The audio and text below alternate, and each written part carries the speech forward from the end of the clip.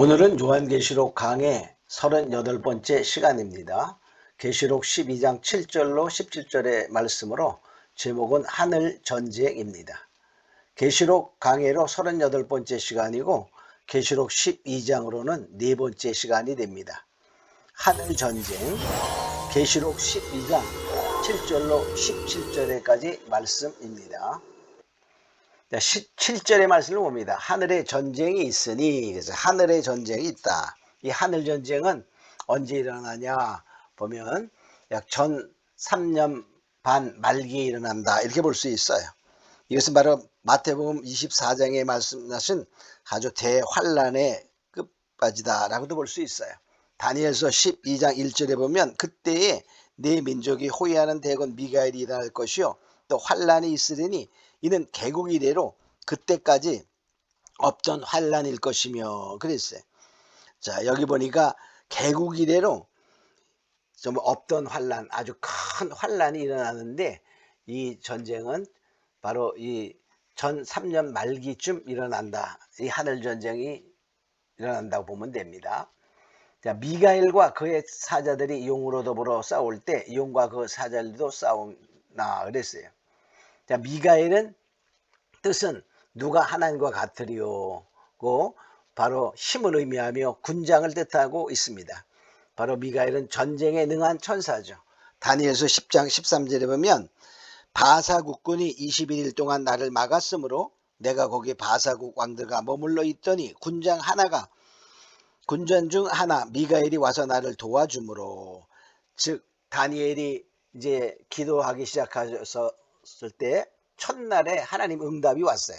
가브리엘 천사가 그 응답을 가지고 오려고 했으나 바사국군이 막았다 그랬어요. 이 바사국군, 그 당시에 통치 나는 나라가 바사라는 나라였죠. 그래서 이 바사국군은 바로 사단의 권세를 의미하게 됩니다.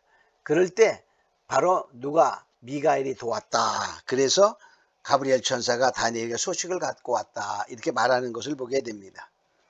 자, 8절, 이기지 못하여 다시 하늘에서 저희 것을 얻지 못한지라. 하늘에 전쟁이 있었는데 미가엘이 바로 이겼다, 그런 말이죠. 그 사단이 이길 수 없어, 미가엘이 이겨, 그 말이에요. 자, 그들이 즉 용이 이기지 못하여 다시 하늘에서 저희 있을 곳을 얻지 못한지라. 하늘에서 저희 있을 곳을 얻지 못한, 그러니까 쫓겨났다, 그런 말이죠. 근데 여러분, 다시라는 말은 다시, 그 말은 다시 하늘에서 쫓겨나, 그 말은 다시 하늘에서, 그 말은 옛날에도 한 번 있었다, 그런 말이에요. 옛날에 언제죠? 바로 이 사단은 맨 처음에 뭐였나요? 하나님을 찬양하는 그 찬양의 천사장이었죠. 바로 그가 교만하여 정말 하나님과 비기리라 하는 그런 교만 때문에 그 낙원의 하늘에서, 천사들의 하늘에서 쫓겨납니다. 에스겔서 28장 13절로 17절에 보면 두로 왕의 비유가 나오는데 그는 이렇게 말합니다. 네가 옛적에 하나님의 동산 에덴에 있어서 각종 보석 곧 홍보석 등등의 이 보석으로 단장하였더니, 그래요. 자, 너는 기름 부음을 받은 덮는 그룹이며, 즉 천사다, 이 말하고 있죠. 자, 그가 뭡니까? 이제 지음 받던 날부터 모든 길에 완전하였더니 마침내 불의가 드러났도다. 그러니까 이는 완전하게 지음 받은 자였는데 불의가 드러나서 이제 쫓겨나게 됩니다. 너 덮는 그룹아, 그러므로 내가 너를 더럽게 여겨 하나님의 산에서 쫓아내었고 화강석 사이에 멸하였도다. 쫓아내었다, 그런 말이에요. 근데 결과적으로 이 사단은 하나님을 찬양하는 그러한 정말 천사였는데 결과적으로 그가 교만하여 불의가 드러나여 쫓겨났다, 이렇게 말해. 그래서 여기는 그들 맨 처음에 어디서 하나님의 동산 에덴에 있었다. 우리 창세기에 나오는 동방의 에덴과는 차이가 있는 것이죠. 창세기 2장 8절에는 여호와 하나님이 동방의 에덴의 동산을 창설하시고 지으신 사람을 거기 두시고, 아담을 두었을 때는 동방의 에덴입니다. 그러나 바로 이 그 사단이 있던 곳, 천사들의 하늘은 하나님의 동산 에덴, 그래서 구분이 됩니다. 또 이사야 14장 12절로 15절에 보면 바로 여기에는 아침의 아들 계명성이 나오죠. 그 계명성이 바로 하늘에서 떨어졌다, 이렇게 말합니다. 이사야 14장 12절 15절에 보면 너 아침의 아들 계명성아 어찌 그리 하늘에서 떨어졌으며 이렇게 말해. 또 내가 마음에 이르기를 내가 하나님의 하늘에 올라 하나님의 뭇별 위에 나의 보좌를 높이리라. 이렇게 정말 교만한 마음을 갖게 됩니다. 가장 높은 구름 위에 올라 지기 높은 자가 비기로라 하더니 이제 내가 음부 곧 구덩이의 맨 밑에 빠지우리로다. 바로 교만 때문에 타락한 모습을 보게 됩니다. 베드로후서 2장 4절에 보면 범죄한 천사들을 지옥 어두운 구덩이에 빠뜨렸다라고 말하고 있지요. 그러니까 결과적으로 뭐냐, 이 사단 그 용 마귀 사단은 바로 그 하나님을 찬양하던 천사의 우두머리요. 또한 모든 범죄한 천사들이 함께 지옥불에 그 지옥이 어두운 게 빠진 것은 바로 거기에 따르는 천사들이었다. 이렇게 볼 수 있어요. 자, 그래서 창세기 3장 1절에 보면 바로 그 사단은 하늘에서 쫓겨나서 어두운 구덩이에 빠져 있었죠. 그런데 에덴 동산에서 간교한 뱀으로 등장해서 하와와 아담을 미혹하게 됩니다. 하와 아담이 미혹당함으로 말미암아 그 아담에게 주어졌던 만국을 다스리고 정복하라 바로 하는 그런 다스리는 권세가 마귀에게 뺏기게 되는 거예요. 누가복음 4장 5절에 보면 이렇게 말씀하고 있습니다. 마귀가 또 예수를 이끌고 올라가서 순식간에 천하 만국을 보이며 가로되 이 모든 권세와 그 영광을 내가 내게 주리라. 이것은 내게 넘겨준 것이므로 나의 원하는 자에게 주노라. 마귀가 예수님을 시험할 때 나에게 경배하라. 그러면 천하 만국의 권세를 너에게 준다라고 말해. 그런데 하는 말이 이것은 내게 넘겨준 것이므로. 언제 넘겨줬습니까? 아담 하와가 선악과를 먹으로 말미암아 뱀의 유혹을 받아 뱀과의 전투에서 영적인 전투에서 진 거예요. 그러므로 이 천하만국의 권세가 사단에게 갔어요. 그러므로 고린도후서 4장 4절에는 사단 마귀를 세상의 신으로 표현하고 있고 요한복음 12장 31절에는 세상의 임금으로 표현하고 있습니다. 그래서 바로 이 사단 마귀는 세상의 신과 세상의 임금으로서 이 세상을 주관하고 있어요. 베드로서 2장 19절에 보면 누구든지 진 자는 이긴 자의 종이 됩니다. 그러니까 이 세상의 권세는 마귀의 미혹에 빠져 바로 아담의 짐으로 말미암아 세상 권세가 마귀에게 넘어갔다는 것입니다. 자, 그런데 그 뱀이 어떻게 되죠? 이제 바로 용으로까지 더 강한 자로 바로 발전되었다라고 볼 수 있어요. 계시록 12장 7절로 9절에 보면 용이 되어 전 세계를 미혹하고 있는 것이죠. 자, 그래서 결과적으로 용이 이제 이 붉은 용이 바로 이 세상을 미혹하고 정말 협박하며 많은 사람들을 믿음에서 떨어지게 하는 것을 보게 됩니다. 자, 9절 봅니다. 큰 용이 내어 쫓기니. 그러니까 하늘 전쟁에서 용이 내어 쫓기. 어디서죠? 하늘에서 내어 쫓깁니다. 옛뱀 곧 마귀라고도 하고 사단이라고 하는. 그러니까 이 용은 옛뱀이요 마귀요 사단인 것이죠. 자, 마귀는 뭡니까? 그 뜻이 중상자, 비방자. 그러니까 사람에 대해서 중사하고 비방하는 것입니다. 사단은 대적자라는 뜻입니다. 원수, 하나님께 대하여 대적하는 자가 되지요. 자, 온 천하를 깨는 자라 땅으로 내어 쫓기니. 그러니까 용이 되어 온 천하를 깨는 거예요. 유혹하고. 그래서 결과적으로 뭐냐? 이제 하늘의 권세를 빼앗기는 거예요. 하늘의 미가엘과 전쟁에서 하늘에 거할 곳을 잃어버리게 되는 것입니다. 하늘에 큰 음성이 있어 가로되. 그러니까 하늘에 큰 음성이 있었어요. 그러니까 결과적으로 뭡니까? 이제 용이 하늘 권세를 잃고 쫓겨나는 것을 보고 환호성하는 그 음성입니다. 이제 우리 하나님의 구원과 능력과 나라와 또 그의 그리스도의 권세가 이루었으니 밤낮 참수하던 자가 쫓겨났고 그랬어요. 그러니까 하나님의 구원은 바로 우리의 구원은 뭡니까? 하나님에 의해서 계획되고 또 실행되고 우리가 하나님에 의해서 우리가 인도하심으로 구원받게 되는 것입니다. 구원은 오직 하나님의 절대적인 계획 속에대로 이루어진다라고 볼 수 있어요. 자, 구원의 능력은 오직 그래서 예수께만 있죠. 사도행전 4장 12절에 보면 다른 이름으로서는 구원 얻을 수 없나니 그랬어요. 천하 인간의 구원 얻을 만한 이름을 준 적이 없다라고 말씀한 것처럼 오직 예수 외에는 구원이 없다는 사실을 우리는 알아야 됩니다. 나라는 뭡니까? 그 통치가 이루어지는 거예요. 즉 하나님의 통치, 그리스도의 통치가 이루어지는 것이죠. 자, 그래서 우리는 주님이 가르친 기도에도 마태복음 6장 10은 나라의 임하옵시며 이렇게 말해. 우리도 그런 기도처럼 천국은 점점 가까워지고 있다는 사실입니다. 천국이 다가오고 있어요. 그리스도의 권세는 뭡니까? 만유를 다스리는 권세요. 만유를 통일하는 그러한 권세. 이제 바로 그리스도 안에서 온 세계가 하나 되는 그러한 세계가 이루어지는 것이 마지막의 마지막 때 이루어지는 것입니다. 참소하던 자, 그만 참소하던 자는 바로 사단이 참소자죠. 욥기서 1장 9절에 보면 사단이 여호와께 대답하여 가로되 욥이 어찌 까닭 없이 하나님을 경외하리까. 바로 하늘에 참석한 그런 사단이 하나님께서 말합니다. 이렇게 정말 나를 경외하는 욥을 보았느냐? 그럴 때 바로 사단이 참소하기를 욥이 까닭 없이 하나님을 경외하리까. 그래서 결과적으로 보니까 욥이 엄청난 시험을 받는 것을 보게 되죠. 자, 11절 봅니다. 여러 형제가 어린 양의 피와 자기의 증거하는 말을 인하여 이겼으니. 그러니까 여러 형제는 믿음의 형제이죠. 어린 양의 피는 뭡니까? 제사함의 능력이 있어요. 바로 예수의 피는 제사함의 능력. 다른 어떠한 것도 제사함의 능력이 없습니다. 또 하나님의 말씀, 즉 성령의 검, 하나님의 말씀. 그러니까 우리가 그 사단의 그 세력과 싸워 이기는 것은 바로 예수님의 피요 십자가의 보혈이요 하나님의 말씀으로 이기는 것입니다. 죽기까지 자기 생명을 아끼지 아니하였도다. 바로 죽기까지, 그 말은 순교를 각오하는 거죠. 순교는 하나님께 영광을 돌리는 것입니다. 요한복음 21장 18절로 19절에 보면 예수님께서 베드로에게 하신 말씀 중에 이런 말씀이 있어요.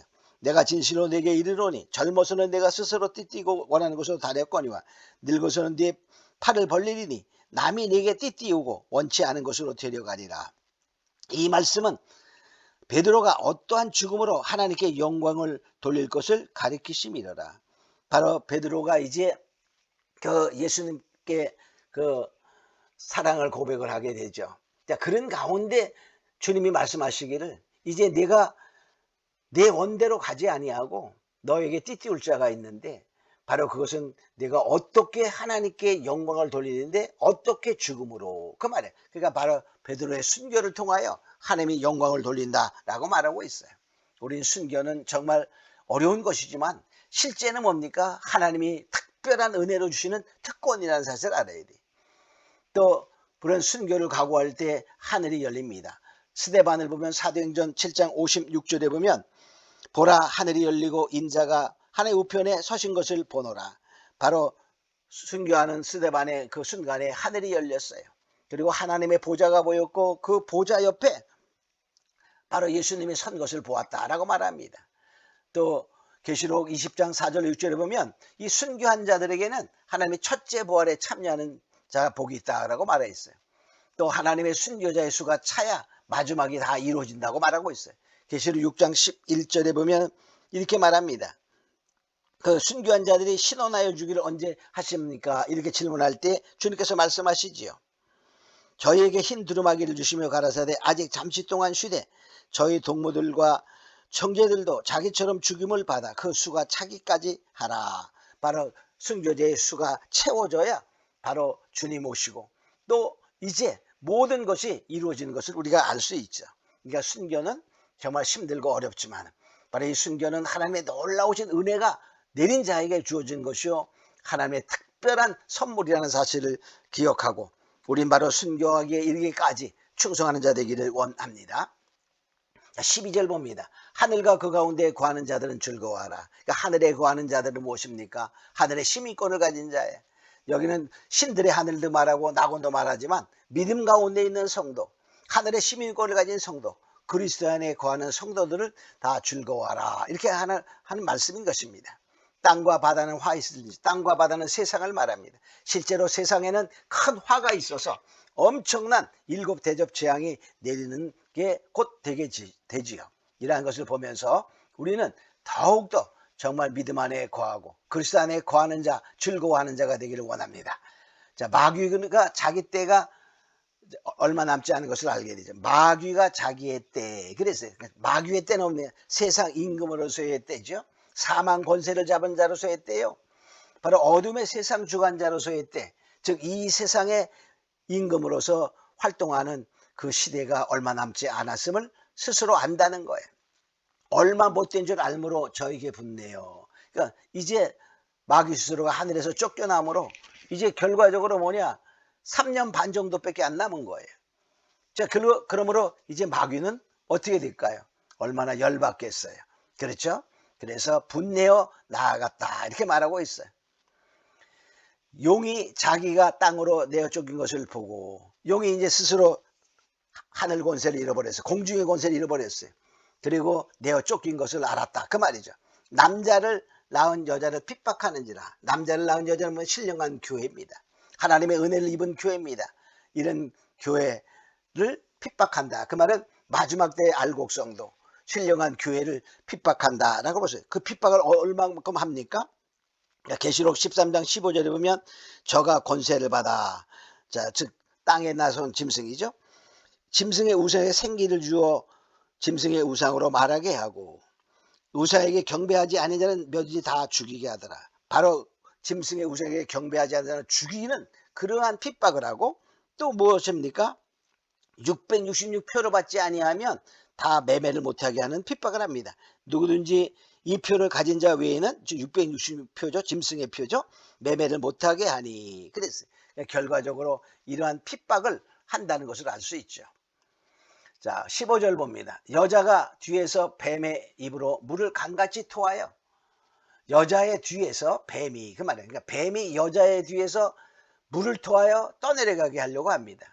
이 말은 무슨 말이냐면, 물은 뱀의 사상을 말하는 거예요. 즉 유혹의 사상, 협박하는 거죠. 660표로밖에 하는 사상입니다. 철학, 과학, 환란 등으로 여자를 예비한 곳에 가지 못하게 하는 거예요. 그러니까 바로 여자가 뱀의 낯을 피하여 간다고 말했죠. 근데 그렇게 못 가게 알고 협박하고 660표를 받도록 한다고 하는 그러한 것을 말합니다. 그래서 여자가 떠내려가게 하는 거예요. 즉 하나님 예비하신 곳에 가지 못하도록. 자, 그 말은 뭡니까? 666표를 통한 협박이요, 또 우상에게 경배하지 않으면 죽임으로 말미암아 이러한 떠내려가게 한다 하는 것입니다. 자, 그런데 16절은 땅이 여자를 도와 그 입을 벌려 용의 입에서 토한 강물을 삼키니. 뱀의 사상, 뱀의 어떠한 그 유혹과 협박과 그러한 공갈도 다 소화한다 그 말이에요. 자, 심령의 밭, 즉 바로 여자의 심령의 밭이 그 말입니다. 뱀의 유혹과 떠내려가려는 미혹의 말, 즉 협박, 공갈, 심지어는 죽이기까지 매매를 못하게 하는 그런 모든 미혹의 말은 다 거짓인 줄 깨닫고 바로 그걸 다 소화해내는 거예요. 이것은 결과적으로 하나님의 도움이 필요한 거죠. 하나님의 강력한 능력으로 보호하여 주심을 의미하게 되는 것입니다. 그러면 우리가 믿음으로 살아가고자 하면 하나님이 도우셔서 바로 뱀의 그러한 토한 강물을 다 없이 하신다 하는 것이죠. 17절, 용이 분노하여 돌아가서 여자의 남은 자손, 그러니까 용이 분노하였어요. 자기가 정말 예비처럼 목하게 하려고 해도 되지 않죠. 또한 순교를 각오하는 그런 자들이 나타나죠. 그러니까 남은 자손은 뭡니까? 이제 완전히 정말 죽음을 각오한 자들입니다. 곧 하나님의 계명을 지키며 예수의 증거를 가진 자, 그러니까 하나님의 계명을 지키며 끝까지 말씀을 지키며 예수의 증거를 가진 자는 바로 순교를 각오하는 자입니다. 죽음을 각오하는 자입니다. 그러면 말씀을 지키며 말씀을 전하는 자예요. 더불어 싸우려고 바다 모래에 섰더라. 그러니까 결과적으로 이들은 여자의 남은 자손은 뭐냐? 끝까지 남는 자손은 바로 두 증인에 해당이 된다라고 볼 수 있습니다. 자, 이제 순교의 정신을 가진 자야. 바로 죽음을 각오로 말씀을 증거하는 종들, 즉 마지막 때의 두 증인의 무리들을 의미하게 됩니다. 자, 그래서 이 하나님이 두 증인들은 어떻죠? 자, 그 증거를 다 마치며 사명을 다 감당하면 바로 순교의 축복을 허락하시는 거예요. 계시록 11장 7절에 보면 저희가 그 증거를 마칠 때에 무저로부터 올라오는 짐승이 저희 더불어 전열을 껴 저희를 이기고 저희를 죽일 터인즉. 그래서 두 증인들은 순교에 정말 참여하는 자가 되고 순교의 축복을 받아 바로 3일 반 후에 다시 하나님으로부터 오는 생기를 통하여 부활하고 바로 하나님께 가는 그런 자가 되는 것을 우리가 알 수 있죠.